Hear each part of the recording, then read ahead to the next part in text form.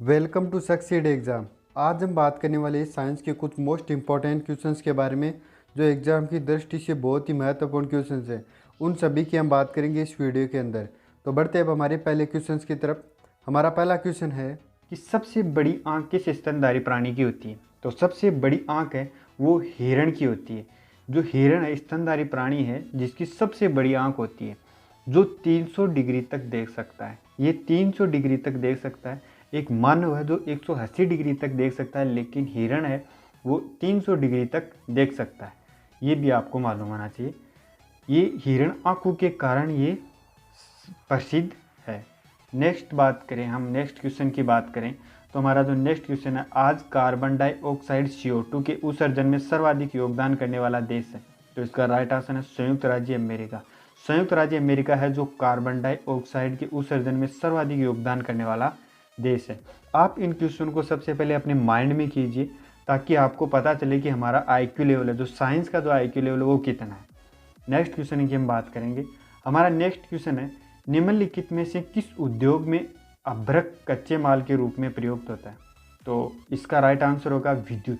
विद्युत के जितने भी जो कारखाने उनमें अभ्रक है वो कच्चे माल के रूप में प्रयुक्त होता है, क्योंकि अब ये अभ्रक है ये एक तापरोधी है जो विद्युत का कुचालक है। इसमें विद्युत चालक नहीं कर सकती, जिसके कारण जितने भी जो विद्युत के उपकरण है उन सभी में अभ्रक का प्रयोग किया जाता है। नेक्स्ट क्वेश्चन की हम बात करेंगे। हमारा नेक्स्ट क्वेश्चन है, विद्युत प्रेस का आविष्कार किसने किया। तो विद्युत प्रेस का आविष्कार किया था हेनरी शेले ने। हेनरी शेले ने विद्युत प्रेस का आविष्कार किया था। अब विद्युत प्रेस क्या है इसके बारे में भी आपको मालूम होना चाहिए। जो ये लोहे की वस्तुएं होती हैं, इनके संक्षरण को बचाने के लिए उन पर एक तांबे की निकल तथा क्रोमियम का लेपन किया जाता है। उन पर जंग लगने से बचाने के लिए इसका प्रयोग किया जाता है, जिसे विद्युत प्रेस कहते हैं, जिसने हेनरी शेले ने इसका आविष्कार किया था। ये भी आपको मालूम होना चाहिए। नेक्स्ट क्वेश्चन की बात करते हैं हम। हमारा नेक्स्ट क्वेश्चन है, प्रेशर कुकर में खाना जल्दी पक जाता है। क्यों पक जाता है? क्योंकि उसमें दाब अधिक होता है। इसका राइट आंसर है उसमें दाब अधिक होता है, जिस कारण प्रेशर कुकर में खाना जल्दी पक जाता है। नेक्स्ट क्वेश्चन की हम बात करेंगे, दाब बढ़ने पर जल का क्वथनांक बढ़ता है, घटता है, निरंतर रहता है या कोई प्रभाव नहीं पड़ता। तो जो इसका राइट आंसर है वो है बढ़ता है। दाब बढ़ने पर जल का क्वथनांक क्या है? बढ़ता है। नेक्स्ट क्वेश्चन की बात करेंगे। हमारा नेक्स्ट क्वेश्चन है, प्रत्येक क्रिया के बराबर व विपरीत दिशा में एक प्रतिक्रिया होती है। यह न्यूटन का कौन सा नियम है? तो ये न्यूटन का कौन सा नियम है? ये न्यूटन का तीसरा नियम है, जिसके अंदर प्रत्येक क्रिया के बराबर एक विपरीत प्रतिक्रिया होती है, जो न्यूटन का तीसरा नियम है। जैसे कि मैं आपको बताऊं, रॉकेट है। रॉकेट आगे बढ़ने के लिए पीछे की तरफ बल लगाती है, जिसके कारण वह आगे की तरफ जाती है, जो न्यूटन का तीसरा नियम कहलाता है। यह आपको मालूम होना चाहिए। नेक्स्ट क्वेश्चन की बात करें, तांबा कॉपर का शत्रु तत्व है। तो इसका राइट आंसर कौन सा होगा? इसका राइट आंसर होगा गंधक। गंधक है जो तांबा का शत्रु तत्व है। ये भी आपको मालूम होना चाहिए। नेक्स्ट क्वेश्चन की हम बात करें तो हमारा जो नेक्स्ट क्वेश्चन है, उगते व डूबते सूर्य लाल प्रतीत होता है। क्यों होता है? इसमें 4 ऑप्शन है, इनमें से आपको राइट आंसर अंकित करना अपने दिमाग में। तो उगते व डूबते सूर्य को लाल प्रतीत क्यों होता है? इसका राइट आंसर होगा, लाल रंग का प्रकीर्ण सबसे कम होता है। लाल रंग का प्रकीर्ण सबसे कम होता है, जिस कारण उगते व डूबते समय सूर्य का लाल प्रतीत होता है। नेक्स्ट क्वेश्चन की हम बात करें तो जो हमारा नेक्स्ट क्वेश्चन है, रेडियो एक्टिविता की खोज किसने की। तो रेडियो एक्टिविता की खोज किसने की? हेनरी बेकरल ने की थी। हेनरी बेकरल है जिन्हें रेडियो एक्टिविता की खोज की थी। इसका राइट आंसर है फर्स्ट नंबर है हेनरी बेकरल ने।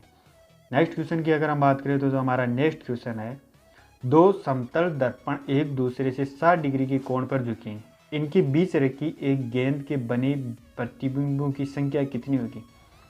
आप वीडियो को पॉज जरूर करें। वीडियो को पॉज करके आप अपना राइट आंसर जरूर दें, ताकि आपको पता चले कि आपका IQ लेवल कितना है। मैं इन सभी जो 100 क्वेश्चन है उन सभी को राइट आंसर बता रहा हूँ। तो आप अगर आप इसका टेस्ट देना चाहते हैं तो आप वीडियो को पॉज करके अपना जो 4 ऑप्शन है उनमें से आप सेलेक्ट करें।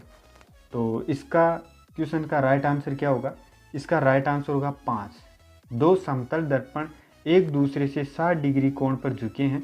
इनके बीच अगर एक गेंद रखी जाए तो इनके प्रतिबिंबों की संख्या कितनी होगी? 5 होगी। ये भी आपको मालूम होना चाहिए। नेक्स्ट क्वेश्चन की हम बात करें तो हमारा नेक्स्ट क्वेश्चन है, पानी के अंदर हवा का एक बुलबुला किस तरह बर्ताव करता है? ये एक अवतल लेंस की तरह बर्ताव करता है। पानी के अंदर हवा का बुलबुला है, वो एक अवतल लेंस की तरह बर्ताव करता है। नेक्स्ट क्वेश्चन की अगर हम बात करें तो नेक्स्ट क्वेश्चन है, इकाइयों की समस्त व्यवस्था में किसी इकाई की मात्रा समान होती है। इकाइयों की जो समस्त व्यवस्थाओं में जो इकाई की मात्रा समान होती है वो होती है विशिष्ट गुरुत्व में। विशिष्ट गुरुत्व के अंदर इकाइयों की जो समस्त व्यवस्था है इसमें इकाई की मात्रा समान होती है। नेक्स्ट क्वेश्चन की अगर हम बात करें तो हमारा नेक्स्ट क्वेश्चन है, यदि कोई मनुष्य समतल दर्पण की ओर 4 मीटर प्रति सेकंड की चाल से आ रहा है तो दर्पण में मनुष्य का प्रतिबिंब किस चाल से आता हुआ प्रतीत होगा? क्वेश्चन फिर से बोल रहा हूँ, यदि कोई मनुष्य समतल दर्पण की ओर 4 मीटर प्रति सेकंड की चाल से आ रहा है तो दर्पण मनुष्य का प्रतिबिंब किस चाल से आता हुआ प्रतीत होगा? तो इसका राइट आंसर क्या होगा? इसका राइट आंसर होगा 8 मीटर प्रति सेकंड से, वो दुगनी गति से आता हुआ दिखाई देगा, 8 मीटर प्रति सेकंड से। नेक्स्ट क्वेश्चन की हम बात करेंगे। हमारा नेक्स्ट क्वेश्चन है कि कार, ट्रकों और बसों में ड्राइवर की सीट के बगल में कौन सा दर्पण लगा होता है? ये क्वेश्चन आपको आता होगा। इसका राइट आंसर है उत्तल दर्पण। उत्तल दर्पण लगा होता है कार, ट्रकों, बसों, ड्राइवर सीट की जो बगल है उसमें उत्तल दर्पण लगा होता है। कई उत्तल लेंस कर रहे होंगे, ये आपका गलत है। उत्तल लेंस नहीं है भाई, उत्तल दर्पण होगा इसका राइट आंसर। नेक्स्ट क्वेश्चन की बात करते हैं। ऐसे तत्व हैं जिनमें धातु और अधातु दोनों के गुण पाए जाते हैं, वे कहलाते हैं। ऐसे कौन से तत्व हैं जिनमें धातु के गुण भी होते हैं, अधातुओं के गुण भी होते हैं? वो क्या कहलाते हैं? वो क्या कहलाते हैं? उपधातु कहलाते हैं। वो उपधातु कहलाते हैं जिनमें धातु के भी गुण होते हैं, अधातु के भी गुण होते हैं। जैसे अगर हम बात करें बोरोन है, बोरोन में धातु के भी गुण होते हैं, उपधातु ये अधातु के भी गुण होते हैं। सिलिकॉन है, जर्मेनियम है, आर्सेनिक है, एंटीमनी है, टेल्यूरियम है। ये 6 ऐसे हैं जिनमें क्या है, धातु के भी गुण पाए जाते हैं, अधातु के भी गुण पाए जाते हैं। ये सामान्यतः प्राय 6 ही हैं, लेकिन अगर और की बात की जाए तो और भी ऐसे धातु हैं, ऐसे उपधातु हैं जिनमें धातु अधातु दोनों के गुण पाए जाते हैं। नेक्स्ट क्वेश्चन की हम बात करें, वनस्पति विज्ञान के जनक कौन है? तो वनस्पति विज्ञान के जनक कौन है? थियोफ्रेस्टस। इसका राइट आंसर क्या है? थियोफ्रेस्टस, जो वनस्पति विज्ञान के जनक है। नेक्स्ट क्वेश्चन की बात करेंगे। हमारा नेक्स्ट क्वेश्चन है, निम्नलिखित में से किसमें ध्वनि का चाल सबसे अधिक होती है? ध्वनि की चाल है वो सबसे अधिक किसमें होती है? तो इसका राइट आंसर है स्टील में या इस्पात में। ये भी राइट है इसका, इस्पात में भी सबसे अधिक होती है, लेकिन सबसे अधिक स्टील में होती है। इसका अगर एग्जाम में अगर ये क्वेश्चन आएगा तो इसमें स्टील आएगा, अगर स्टील ना आए इस्पात आए तो इसमें से राइट आंसर इस्पात होगा। ये भी आपको मालूम होना चाहिए। नेक्स्ट क्वेश्चन की बात करेंगे। हमारा नेक्स्ट क्वेश्चन ये है कि एक व्यक्ति घूमते हुए स्टूल पर बाहें फैलाए खड़ा है। एक व्यक्ति है घूमते हुए जो स्टूल पर अपनी बाहें हैं, जो अपने हाथ हैं उन फैलाए हुए खड़ा है। एक ही अगर वो बोई को सिकोड़ लेता है तो स्टूल का कोणीय वेग घट जाएगा, समांतर रहेगा, बढ़ जाएगा या कोई प्रभाव नहीं पड़ेगा? तो इसका राइट आंसर होगा उसका कोणीय वेग है वो बढ़ जाएगा। उसका जो स्टूल का जो कोणीय वेग है वो बढ़ जाएगा। इसका राइट आंसर होगा 3 नंबर। नेक्स्ट क्वेश्चन की हम बात करेंगे। हमारा नेक्स्ट क्वेश्चन है, चंद्रमा पर एक बम विस्फोट होता है, इसकी आवाज़ पृथ्वी पर सुनाई देगी, नहीं देगी, या विस्फोट ही नहीं होगा? क्या होगा इसमें से? राइट आंसर आपको बताना है। तो जो इसका राइट आंसर है उसकी आवाज़ सुनाई नहीं देगी, ये इसका राइट आंसर है। क्यों सुनाई नहीं देगी? आपने कभी सोचा? क्यों? वहाँ पे वायुमंडल की अनुपस्थिति के कारण आवाज़ उत्पन्न नहीं होगी, और आवाज़ उत्पन्न होगी तो भी वो पृथ्वी तक नहीं पहुंच पाएगी, क्योंकि वहाँ पे वायुमंडल भी नहीं है। वायुमंडल के कारण ध्वनि का चालन होता है। नेक्स्ट क्वेश्चन की हम बात करेंगे। हमारा नेक्स्ट क्वेश्चन है, चंद्रमा पर वायुमंडल न होने का कारण क्या है?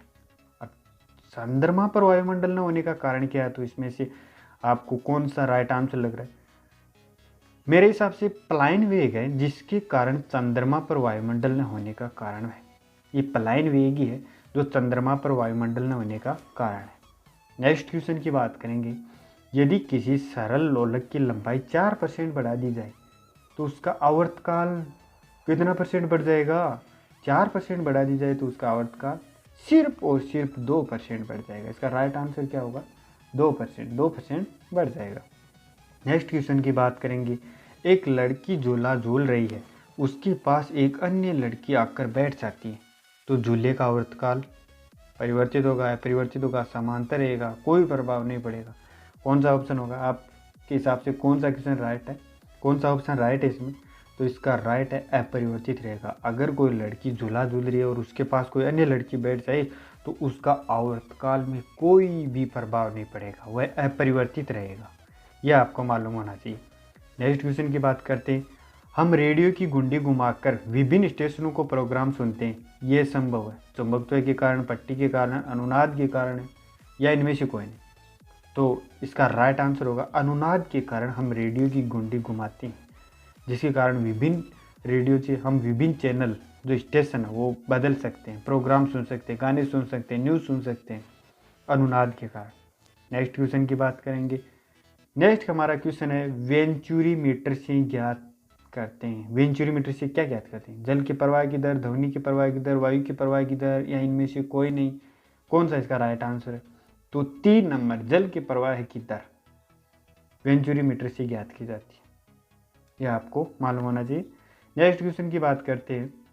हमारा नेक्स्ट क्वेश्चन है चौराहों पर पानी के फुहारे में गेंद नाचती रहती है, क्योंकि? राइट आंसर क्या होगा? पानी का वेग सबसे अधिक, दाब बढ़ जाता है, या पानी का वेग कम, दाब बढ़ जाता है, या पानी का वेग कम, दाब बढ़ जाता है। इन 4 ऑप्शन में से राइट आंसर कौन सा होगा? तो इसका राइट आंसर होगा पानी का वेग अधिक तथा दाब घट जाता है। पानी का वेग अधिक तथा दाब घट जाता है। ये 4 आंसर इसका राइट होगा। नेक्स्ट क्वेश्चन की बात करेंगे हम। हमारा नेक्स्ट क्वेश्चन है यदि द्रव्यमान पर परिवर्तित हुए बिना पृथ्वी सिकुड़कर अपनी वर्तमान त्रिज्या की अगर आधी हो जाए तो दिन होगा कितने घंटे का होगा? 6 घंटे का, 24 घंटे का, 6 महीने का, 12 घंटे का? या अगर द्रव्यमान परिवर्तित नहीं हो और पृथ्वी की जो त्रिज्या है वो आधी हो जाए, मतलब सिकुड़कर अगर आधी हो जाए, तो क्या प्रभाव पड़ेगा? इसका राइट आंसर होगा 12 घंटे। दिन सिर्फ 12 घंटे का होगा। यह आपको मालूम होना चाहिए। नेक्स्ट क्वेश्चन की बात करते हैं। ये सेलेक्टेड क्वेश्चन हैं। आप अगर इन क्वेश्चंस को अगर याद कर लिया तो आपका गारंटेड श्योर सिलेक्शन होगा। साइंस में आपका एक भी क्वेश्चन गलत नहीं होगा। नेक्स्ट क्वेश्चन की बात करते हैं। यदि किसी पिंड में को पृथ्वी से 11.2 किलोमीटर प्रति सेकंड के वेग से फेंका जाए तो पिंड पृथ्वी पर वापस लौटेगा या पृथ्वी पर नहीं लौटेगा, अदृश्य हो जाएगा? इनमें से कोई नहीं। अगर पिंड को अगर पृथ्वी से 11.2 किलोमीटर प्रति सेकंड से अगर फेंका जाए तो पृथ्वी पर वापस नहीं लौटेगा। इसका राइट आंसर है वो पृथ्वी पर वापस नहीं लौटेगा। नेक्स्ट क्वेश्चन की बात करते हैं। हमारा नेक्स्ट क्वेश्चन है उपग्रह में समय ज्ञात करने के लिए अंतरिक्ष यात्री को क्या प्रयोग करना चाहिए? उपग्रह में अगर समय ज्ञात करना है तो अंतरिक्ष यात्री को क्या प्रयोग करना चाहिए? किस यंत्र का प्रयोग करे ताकि वह अपने समय को ज्ञात कर सके? घड़ी का प्रयोग करे, चुंबक का प्रयोग करे, स्प्रिंग घड़ी का प्रयोग करे, या किसी का प्रयोग ना करे? तो इसका राइट आंसर होगा स्प्रिंग घड़ी। स्प्रिंग घड़ी का अगर वह प्रयोग करेगा तो वह समय को ज्ञात कर सकता है। नेक्स्ट क्वेश्चन की बात करेंगे। हमारा नेक्स्ट क्वेश्चन है यदि पृथ्वी की त्रिज्या 1% कम हो जाए किंतु द्रव्यमान वही रहे तो पृथ्वी का तल का गुरुत्वीय त्वरण बढ़ जाएगा, घट जाएगा? इनमें से आपको कौन सा आंसर सही लग रहा है वो बताइए। तो जो इसका राइट आंसर होगा वो होगा 2% घट जाएगा। 2% घट जाएगा। इसका राइट आंसर है 2% घट जाएगा। नेक्स्ट क्वेश्चन की बात कर लेते हैं। दाब का मात्रक है, तो दाब का मात्रक क्या है? पास्कल।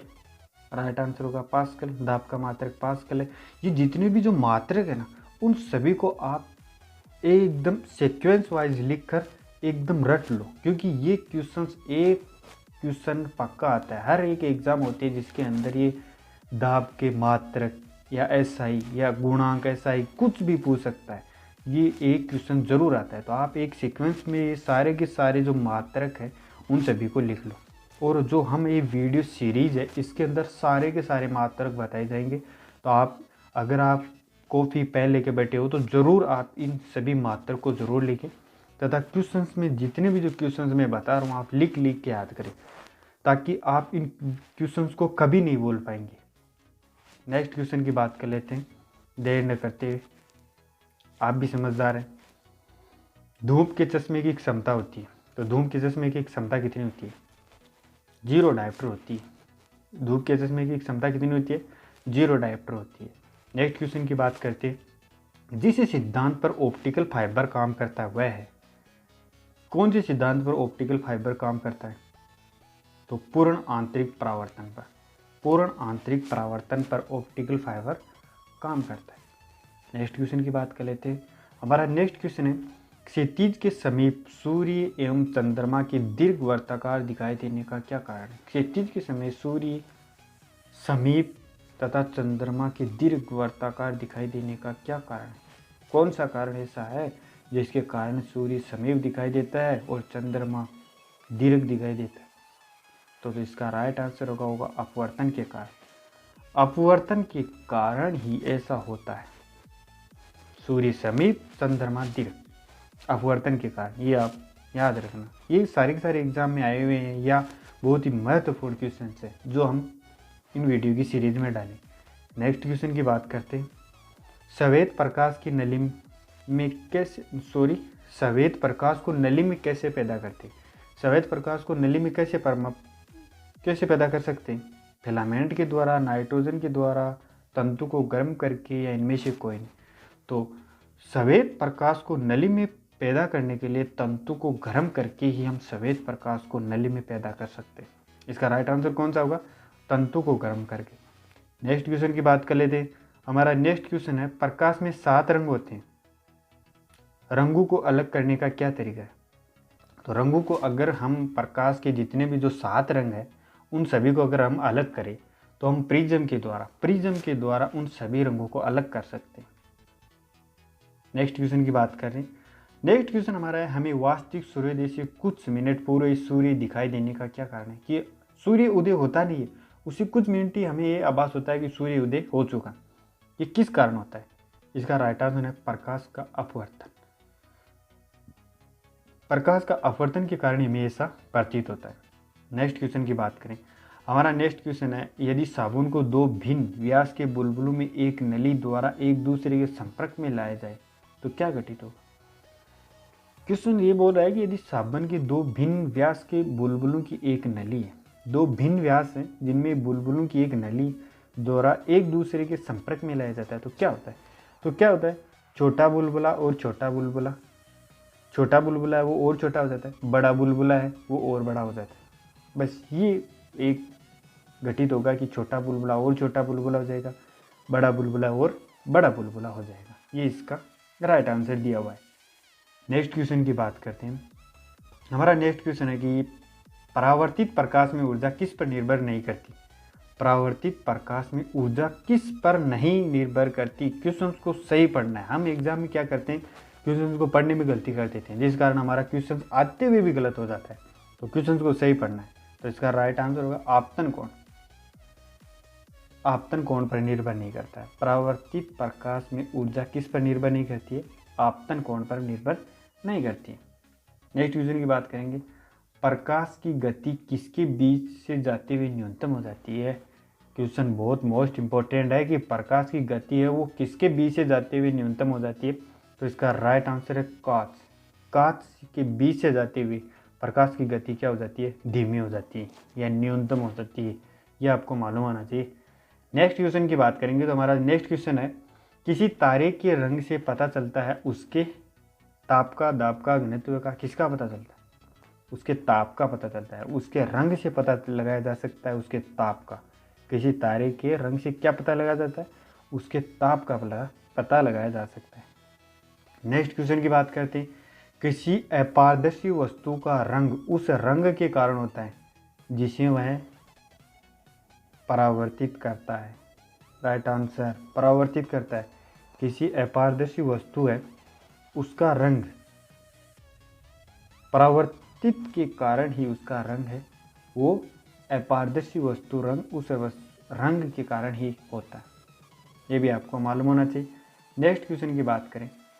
पानी में लटकाकर बैठे हुए व्यक्ति को पानी में लटका कर बैठे हुए व्यक्ति को, क्या लटका कर, पैर लटका कर, इसमें लिखा नहीं गया है, टाइपिंग में मिस्टेक है, पानी में लटका कर, पैर लटका कर बैठे हुए व्यक्ति को उसका पैर मोड़ा हुआ तथा छोटा दिखाई देता है। क्यों दिखाई देता है, किस कारण दिखाई देता है? पेड़, या तो पेड़ ऐसे, हमारा जो पैर है ऐसे लगता है जैसे टूट के है, छोटा हो गया है। ये क्यों दिखाई देता है हमें? ये अपवर्तन के कारण दिखाई देता है। हमारा अपवर्तन के कारण ही ऐसा दिखाई देता है कि हमारा पैर मुड़ गया है या छोटा हो गया है। ये अपवर्तन के कारण होता है। नेक्स्ट क्वेश्चन के बारे में बात करते हैं। हमारा नेक्स्ट क्वेश्चन है, जब एक कॉम्पैक्ट सीडी या डिस्क की बात करें, सूर्य के प्रकाश में देखी जाती है तो उसमें एक इंद्रधनुष की तरह समान रंग दिखाई देते हैं। ये किस कारण होते हैं? इसकी व्याख्या की जा सकती है, किसके आधार पर व्याख्या की जा सकती है? अपवर्त्य के कारण या विवर्तन के कारण या प्रागमन की परिघटना के आधार पर या उपयोग सभी? तो इसका राइट आंसर होगा उपयोग सभी। उपयोग सभी, इन तीनों जो अपवर्तन, विवर्तन, प्रागम्य की परिघटना, इन सभी के आधार पर उसमें इंद्रधनुष के समान सारे रंग दिखाई देते हैं। नेक्स्ट क्वेश्चन की बात करेंगे। चंद्र ग्रहण घटित होता है, चंद्र ग्रहण पूर्णिमा के दिन घटित होता है। इसमें तो आपको बताने की क्या बात है, ये तो आपका क्वेश्चन राइट होगा। सूर्य ग्रहण कब घटित होता है? ये अमावस के दिन होता है। प्रतिबाद अमावस के दिन सूर्य ग्रहण घटित होता है। नेक्स्ट क्वेश्चन की बात करेंगे। उचित रीत से कटे हीरे को असाधारण चमक का आधारभूत कारण यह है कि उचित रीति से कटे हीरे की असाधारण चमक होती है, उसका आधारभूत कारण क्या है? इसका राइट आंसर क्या है? उसका अति उच्च अपवर्तन सूचकांक होता है। उसका अति उच्च अपवर्तन सूचकांक होता है, ये इसका राइट आंसर होगा। उसका अति उच्च अपवर्तन सूचकांक के कारण ही वो एक असाधारण चमक के रूप में दिखाई देता है। नेक्स्ट क्वेश्चन की बात करेंगे। हमारा नेक्स्ट क्वेश्चन है, एक स्थिर चुंबक हमेशा दर्शाती है, एक स्थिर चुंबक है वो हमेशा क्या दर्शाती है? तो उत्तर से दक्षिण दर्शाती है। सबको मालूम है, अगर एक चुंबक है जिसको अगर हम एक धागे से बांध कर अगर लटका दिया जाए तो उसके जो छोर है दोनों, वो एक उत्तर की तरफ होगा, एक दक्षिण की तरफ होगा। ये हमेशा होता है। नेक्स्ट क्वेश्चन की बात करें। हमारा नेक्स्ट क्वेश्चन है कि फ्लक्स घनता और चुंबकीय क्षेत्र में समता का अनुपात किस माध्यम में होता है? कि फ्लक्स घनत्व और चुंबकीय क्षेत्र में समता का अनुपात किस माध्यम में होता है? तो इसका जो राइट आंसर होगा वो होगा प्रागम्यता के आधार पर। प्रागम्यता के आधार पर ही फ्लक्स घनता चुंबकीय क्षेत्र में क्षमता का अनुपात एक माध्यम में होता है। इसका राइट आंसर होगा प्रागम्यता के आधार पर। नेक्स्ट क्वेश्चन की बात करेंगे हम। हमारा नेक्स्ट क्वेश्चन है, किसी व्यक्ति का पूरा प्रतिबिंब देखने के लिए एक समतल दर्पण को न्यूनतम ऊंचाई होती है। किसी व्यक्ति का अगर हमें पूरा प्रतिबिंब देखना है तो एक समतल दर्पण की न्यूनतम ऊंचाई कितनी होती है? व्यक्ति की ऊंचाई की दुगुनी होती है, ये गलत है। दूसरा ऑप्शन है व्यक्ति की ऊंचाई की 100 ये भी गलत है। व्यक्ति के बराबर, ये भी गलत है। व्यक्ति की ऊंचाई की आधी, ये बिल्कुल सही है। इसका राइट आंसर है व्यक्ति की ऊंचाई की आधी होती है। जो प्रतिबिंब, जो दर्पण होता है, जो समतल दर्पण, ये व्यक्ति का ऊंचाई का आधा होता है। ये आपको मालूम होना चाहिए। नेक्स्ट क्वेश्चन की बात करें। जब कोई वस्तु दो समांतर समतल दर्पण के बीच रखी जाती है तो बने हुए प्रतिबिंब की संख्या होती है। कि जब कोई वस्तु है समांतर समतल दर्पण के बीच रखी जाती है तो बने हुए प्रतिबिंब की संख्या कितनी होती है? 2, गलत। 5 भी नहीं होती, 9 भी नहीं होती, अनंत होती है। इसका राइट आंसर क्या है? अनंत। ये आपको मालूम होना चाहिए। नेक्स्ट क्वेश्चन की बात करें। इस तरह से आपको ऑप्शन को पहले काटना है। जितने भी ऑप्शन कट रहे हैं उन सबको पहले काट दो। फिर जो सस्पेंस 2 ऑप्शन में रहता है कि ये सही है या सही है, अगर आपको आता है तो वो सस्पेंस भी नहीं रहेगा। अगर नहीं आता है तो फिर आप अपना दिमाग इस्तेमाल करके उस क्वेश्चन को सही कर सकते हैं। यदि किसी ऐनक लेंस का पावर +2 डायोप्टर हो तो उसके फोकस दूरी होगी। इसका राइट आंसर होगा 50 सेमी। यदि किसी ऐनक का लेंस पावर है वो +2 डायोप्टर हो तो उसकी जो फोकस दूरी होगी वो 50 सेमी होगी। यह आपको मालूम होना चाहिए। नेक्स्ट क्वेश्चन की बात करेंगे तो हमारा नेक्स्ट क्वेश्चन है, प्रकाश में 7 रंग होते हैं, रंगों को अलग करने का तरीका क्या है? तो रंगों को अलग करने का तरीका 2 तरीके से अलग किया जाता है। एक तो फिल्टर के द्वारा, लेकिन अगर जिसमें अगर बेस्ट ऑप्शन हो उस बेस्ट ऑप्शन का प्रयोग किया जाता है। तो इसमें बेस्ट ऑप्शन है हीरे। हीरे के द्वारा प्रकाश के सातों रंगों को अलग किया जा सकता है।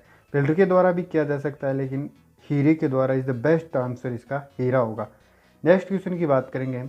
लाल कांच को अधिक ताप पर गर्म करने पर वह दिखाई देता है। अगर कांच है, उसको लाल कांच को अगर अधिक ताप पर गर्म करें तो उसका रंग कैसा हो जाएगा? तो उसका रंग हरा हो जाएगा। इसका राइट आंसर होगा हरा। लाल कांच को अगर अधिक ताप पर करेंगे तो उसका रंग चेंज हो जाएगा, बदल जाएगा और हरा हो जाएगा उसका रंग।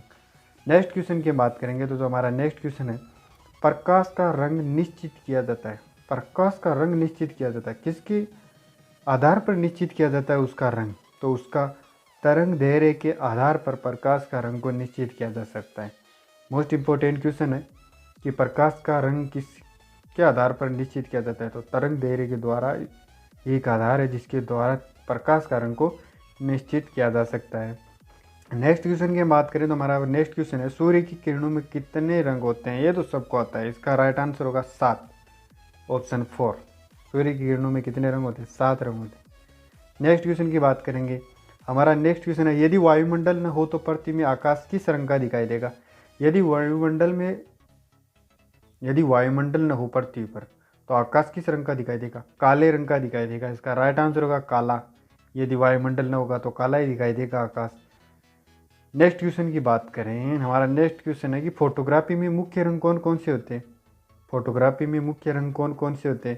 तो फोटोग्राफी में मुख्य रंग होते हैं, लाल होता है, नीला होता है, हरा होता है। तो फर्स्ट ऑप्शन राइट हो गया, लाल, नीला, हरा। ये सारे ये जो सारे क्वेश्चंस क्या है, ये होते हैं, रंग होते हैं, कलर्स होते हैं। नेक्स्ट क्वेश्चन की बात करें, सबसे कम तरंग दैर्ध्य वाला प्रकाश होता है बैंगनी। राइट आंसर क्या है? बैंगनी। सबसे कम तरंग दैर्ध्य वाला प्रकाश होता है बैंगनी। नेक्स्ट क्वेश्चन की बात करें, जब प्रकाश के लाल, हरा, नीला रंगों को समान अनुपात में मिला दिया जाए, अगर जो रंग है प्रकाश के, जो लाल रंग है, हरा रंग है, नीला रंग है, इनको एक समान अनुपात में अगर हम मिला दें तो कौन सा एक नया निर्माण होगा? तो इसका राइट आंसर होगा, काला भी नहीं होगा, नीला भी नहीं होगा, पीला भी नहीं होगा, सफ़ेद। इसका राइट आंसर होगा सफ़ेद। जब प्रकाश के लाल, हरे, नीले को मिला दिया जाए तो सफ़ेद बनेगा। नेक्स्ट क्वेश्चन की बात करेंगे। नेक्स्ट हमारा क्वेश्चन है कि फोटोग्राफी कैमरे का कौन सा भाग आँख के रेटिने की तरह कार्य करता है? कि फोटोग्राफी है वो कैमरे का कौन सा भाग है जो आँख के रेटिने की तरह कार्य करता है? तो इसका राइट आंसर होगा फिल्म। फिल्म है जो फोटोग्राफी कैमरे का आँख का जो रेटिना है उस तरह कार्य करती है। नेक्स्ट क्वेश्चन की बात करेंगे। हमारा नेक्स्ट क्वेश्चन है कि कैमरे में किस प्रकार का लेंस उपयोग में लिया जाता है? तो कैमरे में किस प्रकार का लेंस उपयोग में लिया जाता है? तो इसका राइट आंसर क्या होगा? उत्तल लेंस। इसका राइट आंसर है उत्तल लेंस। उत्तल लेंस का प्रयोग किया जाता है। नेक्स्ट क्वेश्चन की बात करेंगे तो हमारा जो नेक्स्ट क्वेश्चन है, मानव की आँख में वस्तु का प्रतिबिंब किस भाग पर बनता है? मानव की आँख है, उसमें वस्तु का जो प्रतिबिंब, जो हमें वस्तुएं दिखाई देती है, उसका प्रतिबिंब कहाँ बनाई देगा? तो इसका राइट आंसर है रेटिना। रेटिना पर बनता है सभी का प्रतिबिंब, कोई भी वस्तु हो। नेक्स्ट क्वेश्चन की बात करें कि आइरिस का क्या काम होता है? आइरिस का क्या काम होता है? आँख के अंदर होता है आइरिस, जिसका क्या काम होता है? जो प्रकाश अगर उसकी मात्रा अधिक है, आँख में जाने वाला जो प्रकाश है उसकी मात्रा को नियंत्रित करने का काम करता है आइरिस। तो इसका फर्स्ट ऑप्शन सही है कि जो आँख में जाने वाले प्रकाश की मात्रा को नियंत्रित करना आइरिस का कार्य होता है। नेक्स्ट क्वेश्चन की बात करें, हमारा नेक्स्ट क्वेश्चन है, दृष्टिपटल यानी रेटिना पर बना प्रतिबिंब होता है वो कैसा होता है? जो हम कोई भी वस्तु को देखते हैं तो रेटिना पर जो प्रतिबिंब बनता है उस वस्तु का, वो कैसा बनता है? तो ये बनता है, वस्तु का छोटा बनता है लेकिन उल्टा बनता है। ये वस्तु का छोटा लेकिन उल्टा बनता है। ये सेकंड ऑप्शन राइट है इसका। नेक्स्ट क्वेश्चन की बात करें, तंतु प्रकाशिक संचार में संकेत किस रूप में प्रवाहित करते हैं? पर जो ये तंतु प्रकाशिक संचार है इसमें संकेत किस रूप में प्रवाहित करते हैं? तो विद्युत तरंग के रूप में करते हैं। इसमें जो संकेत है वो प्रवाहित विद्युत तरंग के रूप में करते हैं। आप समथिंग ऐसे लोग होते हैं जो लोग उपयुक्त दोनों को देखकर इसको राइट कर देते हैं। ये क्वेश्चन आपको बहुत ही गलत वे की तरफ लेके जा रहा है। आपको क्वेश्चंस को देखना है अच्छी तरह, क्योंकि बिना सोचे समझे हम इस पे ऑप्शन करते हैं। या तो उपयुक्त सभी होता है या उपयुक्त दोनों होता है, उनमें से एक में राइट करते हैं। लेकिन ये कंपटीशन है। कंपटीशन एक ऐसी है जिसमें जो एग्जामिनर है वो एग्ज़ाम देने वाले को भटका रहा होता है, तो आप इस ऐसी गलती ना करें। इसका राइट आंसर होगा विद्युत तरंग। नेक्स्ट क्वेश्चन की बात करें, तारे टिमटिमाते हैं। तारे टिमटिमाते हैं, राइट आंसर क्या होगा? अपवर्तन के कारण तारे टिमटिमाते हैं। नेक्स्ट क्वेश्चन की बात करें, दूरबीन का आविष्कार किसने किया? तो दूरबीन का आविष्कार गैलीलियो ने किया। 1610 ईस्वी में गैलीलियो ने किया। इससे पहले आविष्कार हो चुका था दूरबीन का, लेकिन इसने एक नया प्रारूप तैयार किया दूरबीन का, जिसके कारण गैलीलियो को इसको आविष्कार जिसको जनक माना जाता है। नेक्स्ट क्वेश्चन की बात करें, अवतल लेंस प्रयुक्त होता है। अवतल लेंस किस दोष को दूर करने के लिए प्रयुक्त होता है? तो इसका राइट आंसर होगा निकट दृष्टि दोष। निकट दृष्टि दोष के लिए अवतल लेंस का प्रयोग होता है। नेक्स्ट क्वेश्चन की बात कर लेते हैं, समुद्र की गहराई नापने के लिए कौन सा उपकरण प्रयोग किया जाता है? फेदोमीटर। समुद्र की गहराई को नापने के लिए फेदोमीटर का प्रयोग किया जाता है। अगर आपको पीडीएफ चाहिए तो हमारा टेलीग्राम ग्रुप है स्टडी सी, वहाँ पर जाकर आप इस पीडीएफ को डाउनलोड कर सकते हैं। और उन क्वेश्चनों में सबसे खास बात यह है कि उन क्वेश्चनों में जो आंसर है वो नहीं लिखे हुए, वो जो पीडीएफ है उसमें आंसर नहीं लिखे हुए। अगर आपको आंसर चेक करना है तो हमारी वीडियो है, इस पर आना पड़ेगा। अगर आप इस वीडियो की देखेंगे, सारे वीडियो जो हमारे वीडियो बनाई जाएगी ये सीरीज, इस वीडियो को देखेंगे, फिर इस पीडीएफ को सोल्व करेंगे, उसमें आप टेस्ट देंगे, तो आपको पता चलेगा कि हम कहाँ पर हैं, दुनिया कहाँ है, हम कहाँ हैं, इस चीज़ का आपको पता चलेगा। नेक्स्ट क्वेश्चन की बात करेंगे, कंप्यूटर की आईसी चिप्स किस पदार्थ की बनी होती है? किसकी बनी होती है? सिलिकॉन की, अभ्रक की, चूना की, मेटल की? इसका जो राइट आंसर होगा सिलिकॉन की। सिलिकॉन की बनी होती है कंप्यूटर की जो आईसी है, वो सिलिकॉन की। लोग अभ्रक कर रहे होंगे, लगभग अभ्रक करते हैं, लेकिन इसका राइट आंसर है सिलिकॉन। नेक्स्ट क्वेश्चन की बात करें, हमारा नेक्स्ट क्वेश्चन है कि वह काल्पनिक रेखा जो फोकस व पोल से गुजरते हुए गोलाकार दर्पण पर पड़ती है वह कहलाती है? वह काल्पनिक रेखा जो फोकस व पोल से गुजरते हुए गोलाकार दर्पण पर पड़ती है वह क्या कहलाती है? तो मुख्य अक्ष कहलाती है। वो क्या कहलाती है? हमेशा मुख्य अक्ष कहलाती है। जो फोकस व पोल से गुजरते हुए गोलाकार दर्पण पर पड़ती है वो मुख्य अक्ष कहलाती है। नेक्स्ट क्वेश्चन की बात करें तो नेक्स्ट क्वेश्चन, अगर किसी वस्तु का फोकस अवतल दर्पण पर तो उसकी छाया कैसी बनेगी? अगर किसी वस्तु का फोकस है वो अवतल दर्पण पर हो तो उसकी छाया कैसी बनेगी? 100 मीटर में बनेगी, 1 किलोमीटर में बनेगी, अनंत तक बनेगी? इनमें से कोई नहीं बनेगी। कौन सी बनेगी? आपको राइट आंसर इसका अनंत होगा, अनंत तक बनेगी इसकी छाया। नेक्स्ट क्वेश्चन की बात करते हैं। हमारा नेक्स्ट क्वेश्चन है कि वह धातु जो अम्ल क्षार के साथ क्रिया करके हाइड्रोजन निकालती है, ऐसी कौन सी धातु है जो अम्ल व क्षार दोनों के साथ क्रिया करती है उसके बाद हाइड्रोजन निकालती है? तो ऐसी धातु है जिंक। जिंक एक ऐसी धातु है जो अम्ल क्षार के साथ क्रिया करके हाइड्रोजन का निर्माण करती है। यह आपको मालूम होना चाहिए। मोस्ट क्वेश्चन हैं सेलेक्टेड हैं, सोच लेना आप।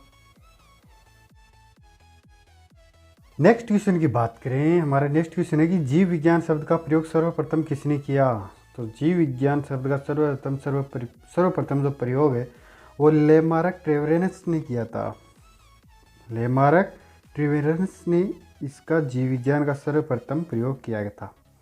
नेक्स्ट क्वेश्चन की बात करें, हमारा नेक्स्ट क्वेश्चन है कि कार्य का मात्रक है। तो कार्य का मात्रक क्या है? आपको सही आंसर जवाब देना है इसका। तो इसका कार्य का मात्रक क्या है? जूल है। जूल इसका कार्य का मात्रक होता है। नेक्स्ट क्वेश्चन की बात करें, हमारा नेक्स्ट क्वेश्चन है कि प्रकाश वर्ष इकाई है। प्रकाश वर्ष इकाई किसकी इकाई है? दूरी की। इसका राइट आंसर है दूरी की। प्रकाश वर्ष किसकी इकाई है? दूरी की है। ये आपको मालूम होना चाहिए। बढ़ते हम हमारे नेक्स्ट क्वेश्चन की तरफ। हमारा नेक्स्ट क्वेश्चन है कि एक ही परमाणु से मिलकर एक ही प्रकार के परमाणु से मिलकर बना पदार्थ क्या कहलाता है? तो ये तत्व कहलाता है। ये तो सबको मालूम है कि एक ही प्रकार से परमाणु से मिलकर बना पदार्थ क्या कहलाता है? तत्व कहलाता है। नेक्स्ट क्वेश्चन की बात करें तो जो नेक्स्ट क्वेश्चन है, 2 या 2 से अधिक तत्वों के मात्रा के विचार से एक निश्चित अनुपात में संयोग करने से बना पदार्थ कहलाता है। क्वेश्चन बोल रहा है कि 2 या 2 से अधिक तत्व हैं जिनके मात्रा के विचार से एक निश्चित अनुपात में उनके संयोग करवाया जाता है तो जो पदार्थ बनता है उसे क्या कहते हैं? तो उसे यौगिक कहते हैं। ये तो यौगिक की परिभाषा है कि दो या दो से अधिक तत्वों को मात्रा के विचार में एक निश्चित अनुपात में संयोग करने से बना पदार्थ यौगिक कहलाता है। नेक्स्ट क्वेश्चन की बात करें, हमारा नेक्स्ट क्वेश्चन है कि किसी ध्वनि स्रोत की आवृत्ति में होने वाले उतार चढ़ाव को कहते हैं। कि किसी ध्वनि स्रोत की जो आवृत्ति में जो उतार चढ़ाव होते हैं उसे क्या कहते हैं? डोपलर का प्रभाव कहते हैं। किसका प्रभाव? डोपलर का प्रभाव कहते हैं। ध्वनि में जो ध्वनि का स्रोत है उसकी आवृत्ति में जो उतार चढ़ाव होता है उसे डोपलर का प्रभाव कहते हैं। नेक्स्ट क्वेश्चन की बात करें, हमारा नेक्स्ट क्वेश्चन है कोई कण 1 सेकंड में जितने कंपन करता है उस संख्या को कहते हैं। कोई भी जो कण है वो 1 सेकंड में जितने कंपन करता है उस संख्या को कहते हैं। क्या कहते हैं? आवृत्ति कहते हैं। इसका राइट आंसर क्या है? आवृत्ति। आवृत्ति क्या होती है कि 1 सेकंड में जो जितने कण होते हैं, ये यहाँ पे परिभाषा लिखी हुई है कि 1 सेकंड में जितने कण कंपन करते हैं उसे आवृत्ति कहते हैं। नेक्स्ट क्वेश्चन की बात करें हम, तो हमारा नेक्स्ट क्वेश्चन है कि वायु की ध्वनि की चाल 332 मीटर प्रति सेकंड होती है। यदि दाब बढ़ाकर 2 गुना कर दिया जाए तो ध्वनि की चाल क्या होगी? कि वायु में ध्वनि की चाल कितनी होती है कि 332 मीटर प्रति सेकंड होती है। यदि दाब बढ़ा दिया जाए तो कितनी गुना ध्वनि की चाल कितनी गुना हो जाएगी? तो इसका आंसर होगा 332 मीटर प्रति सेकंड, क्योंकि उसके दाब बढ़ने से उसकी ध्वनि की चाल पर कोई भी प्रभाव नहीं पड़ेगा। यह आपको मालूम होना चाहिए कि ध्वनि की चाल अगर 332 मीटर प्रति सेकंड है, अगर उसमें दाब बढ़ा दिया जाए तो उस पर कोई भी प्रभाव नहीं पड़ता है, उसकी चाल पर कोई भी प्रभाव नहीं पड़ता है, वो सेम टू सेम 332 मीटर प्रति सेकंड ही रहेगी। या तो इसका आंसर ये भी हो, यहाँ पे ये ऑप्शन ये भी बन सकते हैं कि देखिए बढ़ेगी, समांतर रहेगी या घटेगी, तो समांतर रहेगी ना, इसमें कोई परिवर्तित होगा ना कोई बात। नेक्स्ट क्वेश्चन की हम बात करें तो हमारा नेक्स्ट क्वेश्चन है कि प्रोटीन के पाचन में सहायक एंजाइम है। प्रोटीन के पाचक में सहायक एंजाइम है, राइट आंसर है ट्रिप्सिन। ट्रिप्सिन है जो प्रोटीन के पाचक में सहायक एंजाइम है, ट्रिप्सिन है इसका राइट आंसर। नेक्स्ट क्वेश्चन की बात करते हैं, हमारा नेक्स्ट क्वेश्चन है उन देशों में जहाँ के लोग मुख्य खाद्यान्न पॉलिश किया हुआ चावल है, वह देश कौन से हैं जिनका खाद्यान्न है वहाँ पॉलिश किया हुआ चावल है? वे लोग पीड़ित किससे होते हैं? कौन सा रोग है जिनसे वे जो पॉलिश किया हुआ चावल खाते हैं जिससे वे पीड़ित हो जाते हैं? तो वो रोग है बेरी रोग। बेरी रोग से पीड़ित हो जाते हैं, यह आपको मालूम होना चाहिए। जहाँ पर पॉलिश किया हुआ चावल खाते हैं ना, तो क्वेश्चन मेन ये कि पॉलिश खाया हुआ चावल है ना, वो खाने से कौन सा रोग होता है? तो बेरी रोग होता है। नेक्स्ट क्वेश्चन की बात करें, मांसपेशियों में निम्नलिखित में किसके एकतर होने से थकान होती है? लैक्टिक अम्ल। लैक्टिक अम्ल अगर हमारी मांसपेशियों में एकतर होकर जमा हो जाता है जिसके कारण हमारा शरीर थकान महसूस करने लग जाता है, मतलब कोई कार्य करने की क्षमता नहीं होती है, आलस होता है, उसे लैक्टिक अम्ल जमा हो जाता है। और सबसे अगर हम लैक्टिक अम्ल की बात करें तो लैक्टिक अम्ल हम जो छाछ खाते हैं उनमें होता है, लैक्टिक अम्ल पाया जाता है, जो हम पीने के बाद ये हमारी मांसपेशियों में जमा हो जाता है जिसके कारण हमारे आलस बढ़ता है, ये थकान महसूस कराता है लैक्टिक अम्ल। नेक्स्ट क्वेश्चन की बात करें, नेक्स्ट क्वेश्चन हमारा ये है कि प्रकाश वर्ष होता है, एक वर्ष में प्रकाश द्वारा तय की जाने वाली दूरी। पहला ऑप्शन राइट कि प्रकाश वर्ष में क्या होता है? प्रकाश वर्ष क्या है कि एक वर्ष के अंदर प्रकाश द्वारा तय की जाने वाली, एक वर्ष के अंदर, ना कि एक महीना एक दिन, सिर्फ एक वर्ष के अंदर जो प्रकाश द्वारा तय की जाने वाली दूरी है उसे ही प्रकाश वर्ष कहते हैं। नेक्स्ट क्वेश्चन की बात करें, एक गुब्बारे में हाइड्रोजन एवं व ऑक्सीजन गैस बराबर अणु भरे जाते हैं। एक गुब्बारा लेते हैं जिसके अंदर हम हाइड्रोजन भी भरते हैं, ऑक्सीजन को भी भरते हैं, बराबर अनुपात के अंदर भरते हैं, और फिर उस गुब्बारे के अंदर हम छेद कर दिया जाए, उस गुब्बारे के अंदर छेद कर दिया जाए तो सबसे पहले गैस कौन सी निकलेगी? तेज़ी से निकलेगी। कौन सी गैस निकलेगी? हाइड्रोजन गैस निकलेगी या ऑक्सीजन गैस निकलेगी या दोनों एक साथ निकलेगी या इनमें से कोई नहीं? तो आप में से इसका राइट आंसर बताना है। तो दोनों एक साथ तो निकल नहीं सकती, सबसे ज़्यादा कौन सी गैस निकलेगी? इसका राइट आंसर है हाइड्रोजन। हाइड्रोजन गैस है जो सबसे तेज़ी से निकलेगी। इसमें आप दोनों एक साथ कर रहे होंगे लेकिन गलत है, आपका आंसर हाइड्रोजन होगा। इसका राइट आंसर है हाइड्रोजन गैस है वो सबसे तेज़ गति से निकलेगी। नेक्स्ट क्वेश्चन की बात करते हैं। नेक्स्ट क्वेश्चन हमारा ये है कि कपूर के छोटे छोटे टुकड़े जल की सतह पर नाचते हैं, किस कारण नाचते हैं? कोई वजह? दोलन के कारण, पृष्ठ तनाव के कारण, अधिक घनत्व के कारण, कम घनत्व कम होने के कारण, कौन सा इसमें राइट आंसर लग रहा है? तो इसका राइट आंसर है पृष्ठ तनाव के कारण। पृष्ठ तनाव के कारण ही कपूर के जो छोटे छोटे टुकड़े हैं वो जल की सतह पर नाचते हैं, पृष्ठ तनाव के कारण। नेक्स्ट क्वेश्चन की बात करें, पानी का घनत्व अधिकतम होता है। पानी का घनत्व अधिकतम होता है 4 डिग्री सेल्सियस। राइट आंसर है 4 डिग्री सेल्सियस। नेक्स्ट क्वेश्चन की बात करें, यदि दो उपग्रह एक वर्ताकार कक्ष में चक्कर लगाते हैं तो उनका वेग होंगे। यदि दो उपग्रह मान लो जो एक वर्ताकार कक्षा के अंदर चक्कर लगा रहे तो उनके वेग होंगे समान होंगे, परिवर्तित तेजी से, या एक मतलब ऐसा है कि उपग्रह है जिसमें एक उपग्रह है की गति धीमी होगी, एक की तेज होगी। इस तरह से आपको बताना है कि वेग परिवर्तित होगा, वेग समान होगा, कभी कम कभी बढ़ेगा, या इनमें से कोई। तो इसका राइट आंसर है कि यदि दो उपग्रह एक कक्षा में चक्कर लगा रहे हैं तो उनका वेग हमेशा समान रहेगा, जिसके कारण हमारा जो ये सौर मंडल है ये एक व्यवस्था के अंदर है। वरना एक दूसरे के, अगर एक की तेज़ हो एक की धीमी हो तो एक दूसरे को टकरा कर ये नष्ट हो सकते हैं। इसलिए इनका वेग क्या होता है? समान होता है। ये भी आपको मालूम होना चाहिए। मोस्ट है, पृथ्वी की परिक्रमा कर रहे एक उपग्रह एक पैकेट छोड़ दिया जाए। पृथ्वी की परिक्रमा कर रहे एक उपग्रह से एक पैकेट छोड़ दिया जाए तो उपग्रह के साथ उसी चाल में पृथ्वी की परिक्रमा करेगी। वह भी पैकेट भी उसी उपग्रह की तरह पृथ्वी की परिक्रमा करेगा। ये इसका राइट आंसर है। नेक्स्ट क्वेश्चन की हम बात कर रहे हैं तो हमारा नेक्स्ट क्वेश्चन है, निम्नलिखित में से कौन एक यौगिक है? पहला ही अमोनिया एक यौगिक है। राइट आंसर है अमोनिया। यौगिक कौन सा है? अमोनिया। नेक्स्ट क्वेश्चन की बात करें, यंग प्रत्यास्थता गुणांक का ऐसा ही मात्रक है न्यूटन मीटर 2। ये इसका यंग प्रत्यास्थता गुणनता का ऐसा ही मात्रक है। ये भी आपको मालूम होना चाहिए। ऊर्जा, जूल, मीटर। अब आपके सामने सीक्वेंस से याद होने चाहिए कि ऊर्जा किसका है, जूल किसका है, मीटर किसका है, न्यूटन मीटर 2 किसका है। ऐसे सारे के सारे ऑप्शन दिमाग में लिस्ट आ जानी चाहिए कि किसका कौन सा प्रतीक है, जिससे जड़ से आप अगर उस क्वेश्चन का आंसर नहीं मालूम है तो आप ऊर्जा के बराबर में लिख सकते हो कि ये किसका मात्रक है, जूल का कार्य का, ऐसे जूल कार्य का है, मीटर किसका है, ऊर्जा किसकी है। इस तरह से अगर इन 3 का मालूम है तो एक आपका बच जाएगा जो आपका राइट आंसर हो जाएगा। आप ऐसे भी क्वेश्चंस कर सकते हैं। कई क्वेश्चंस होते हैं जो नहीं आते लेकिन उनके ऑप्शन कट जाते हैं क्योंकि उनके ऑप्शन हमको आते हैं। नेक्स्ट क्वेश्चन की बात करें, कैंडेला मात्रक है ज्योति की तीव्रता का मात्रक है कैंडेला, याद रखना। नेक्स्ट क्वेश्चन की बात करेंगे। हमारा नेक्स्ट क्वेश्चन है, निम्नलिखित में से किस अधातु में धातुई चमक पाई जाती है? उपयुक्त दोनों। इसका राइट आंसर का उपयुक्त दोनों। ग्रेफाइट, आयोडीन दोनों में अधातु हैं जिनमें धातुई चमक पाई जाती है। ये आपको मालूम होना चाहिए। जो ग्रेफाइट है और आयोडीन है ये अधातु हैं जिनमें धातुई चमक पाई जाती है। नेक्स्ट क्वेश्चन की बात करेंगे हम। हमारा नेक्स्ट क्वेश्चन है, वह विज्ञान जिसका संबंध जीवधारियों के अध्ययन से होता है कहलाता है। ये तो सबको मालूम है। जीव विज्ञान, जो जीवधारियों की अध्ययन में हो वो जीव विज्ञान। ये ऑप्शन तो हो ही नहीं सकते, रासायनिक, भौतिक, राजनीति। ये क्या ऑप्शन आराम से कट रहे।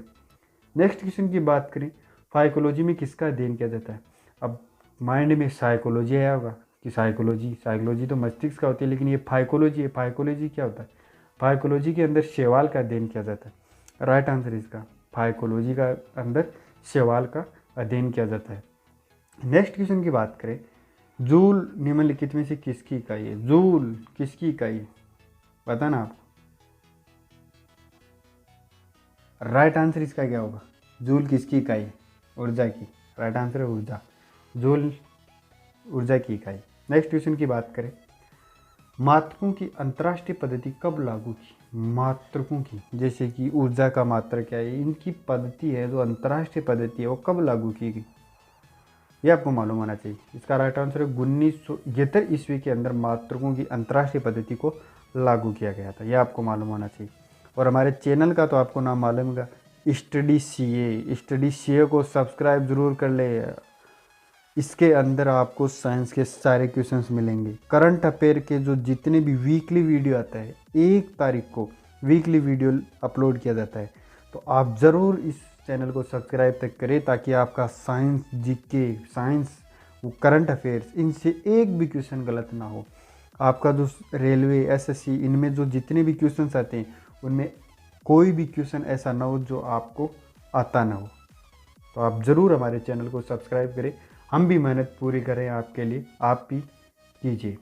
चमगादड़ अंधेरे में उड़ते, क्योंकि चमगादड़ प्रासर्वे तरंगे छोड़ते हैं, उत्पन्न करते हैं, जिसके कारण उसे पता चलता है कि आगे कोई अवरोध है या नहीं है। वो प्रासर्वे तरंगे उत्पन्न करते हैं। उनको अंधेरे के अंदर क्या है, दिखाई नहीं देता, या उनकी आंख नहीं होती, क्या होता है, तभी तो वो आवाज़ का प्रासर्वे तरंगे छोड़ते हैं, जिस कारण उसको टकरा कर वापस आती है तो उनको पता चल जाता है कि आगे अवरोध है। अगर नहीं आती है तो वो उसी गति में उड़ते रहते हैं। नेक्स्ट क्वेश्चन की बात करें। नेक्स्ट क्वेश्चन है कि बर्फ़ में स्केटिंग करना प्रदर्शित करता है कि दाब बढ़ने पर बर्फ़ का गलनांक घटता है। राइट आंसर क्या है, घटता है। नेक्स्ट क्वेश्चन की बात करें। बर्फ़ का स्केटिंग करने से प्रदर्शित करता है कि दाब बढ़ने पर बर्फ़ का गलनांक क्या होता है, घटता है। ये आपको मालूम होना चाहिए। निम्नलिखित में से समय का मात्रक नहीं है। प्रकाश वर्ष, मिनट, सौर वर्ष, लीप वर्ष, ये सारे समय के मात्रक है, लेकिन प्रकाश वर्ष है जो समय का मात्रक नहीं है। क्वेश्चंस को यहाँ पे देखना, क्वेश्चंस के बारे में जितना हो सके उतना अच्छी तरीके से क्वेश्चन पढ़ना। क्वेश्चन गलत पढ़ा, उत्तर गलत, उत्तर गलत तो सिलेक्शन से पीछे हट जाओगे। सिलेक्शन लेना है तो पहले क्वेश्चन पढ़ो, क्योंकि लगभग बच्चे ये करते हैं, क्वेश्चंस को गलत करते हैं और क्वेश्चन गलत होते हैं, उनका आंसर गलत होता है और आंसर गलत होते हैं, फिर क्या, सिलेक्शन से पीछे पिछड़ जाते हैं। क्वेश्चन पढ़ना सीखो। पारसे की इकाई है, पारसे की इकाई किसकी है, पारसे की इकाई दूरी की। राइट आंसर दूरी की। पारसे की इकाई किसकी है, दूरी की। और ये हमारा लास्ट का क्वेश्चन है। निम्नलिखित में से कौन सी धातु होते हुए भी विद्युत का कुचालक होती है। निम्नलिखित में से कौन सी धातु है जो धातु होते हुए भी विद्युत की कुचालक होती है, और इसका राइट आंसर होगा सीसा। सीसा एक ऐसी धातु है जो विद्युत की क्या होती है, कुचालक होती है। बाकी चांदी, सोना, लोहा, तांबा, ये सारी धातु होती हुई भी क्या होती है, विद्युत की चालक होती है, लेकिन सीसा एक ऐसा धातु है जो विद्युत का कुचालक होता है।